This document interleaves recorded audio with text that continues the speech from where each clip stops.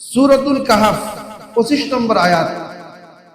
সেখানে আল্লাহ তাআলা বলেছেন, ওয়ালাবিসু ফি কাহফিহিম সালাসামিআতিন সিনিনা ওয়াজদাদু তিসআ।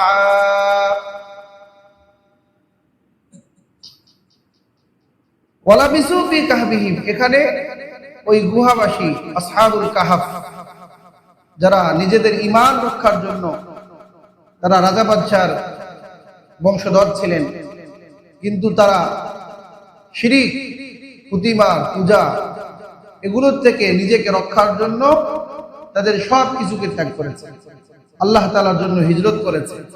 তো আল্লাহ তাআলা তাদেরকে আশ্রয় দিয়েছেন একটা গুহার মধ্যে। সেখানে তারা কতকাল ছিল আল্লাহ তাআলা সেটাই বয়ান করেছেন যে সৌর গণনায় তারা তাদের গুহায় কাটিয়েছে 300 বছর। সালাসামিআহ সিনিন, কত বছর? 300 বছর।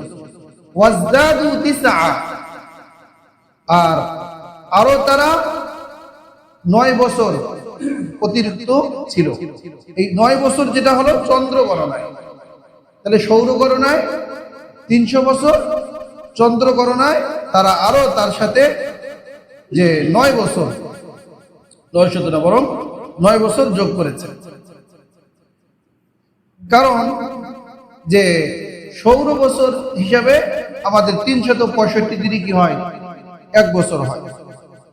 আর চন্দ্র বছর হিসেবে 354 দিনে 1 বছর হয়। তাহলে তফাৎ কত হলো? 11 দিন, 11 দিনের পার্থক্য। তো মাসের যে হিসাব আছে গুণ করে এভাবে করে বের হয়। তাহলে আমরা কোরআনে কারীম থেকে 2টি সন পেলাম, একটা হলো সৌর সন আর একটা চন্দ্র সন। তা আমাদের যে বাংলা সন, তাহলে এই কথা কোরআনে কারীমে নেই, স্পষ্টভাবে হাদিসেও নেই। এটা যেহেতু দিনের সাথে অঙ্গাঙ্গি সম্পর্ক রাখে না, এই জন্য বিদআত না, এটাকে বিদআত বলা যাবে না। তাহলে বাংলা সনের সূচনা কবে হয়েছে? যে মুঘল সম্রাট মুহাম্মদ আকবর, তিনি বাংলা সন প্রবর্তন করেন।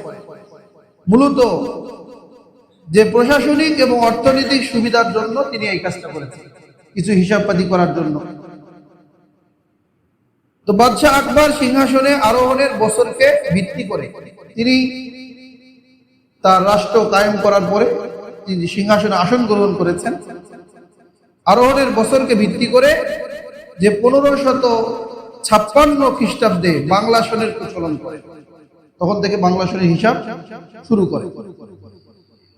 ওই সময় হিজরি সন ছিল 963 হিজরি। তবে বাস্তবিকভাবে এটি চালু করা হয় 1584 খ্রিস্টাব্দে তার আদেশে। তাহলে বাদশাহ আকবরের সভাসদ ফতেহুল্লাহ সিরাজি এই সন তৈরিতে গুরুত্বপূর্ণ ভূমিকা রাখেন। এটি মূলত হিজরি সন এবং সৌর সনের সমন্বয় তৈরি হয়েছে।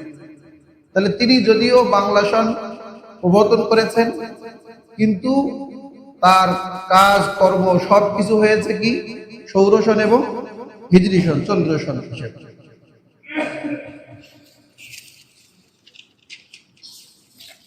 তাহলে বাংলা সন প্রবর্তন হয়েছে, ভালো কথা। এখন পহেলা বৈশাখ যে পালিত হচ্ছে, আমাদের বাঙালিরা খুবই আনন্দের সাথে, উৎফুল্লতার সাথে ঈদের দিন মনে করে কত রকমের নানা আয়োজন করে তারা এই দিবসটাকে যে পালন করতেছে,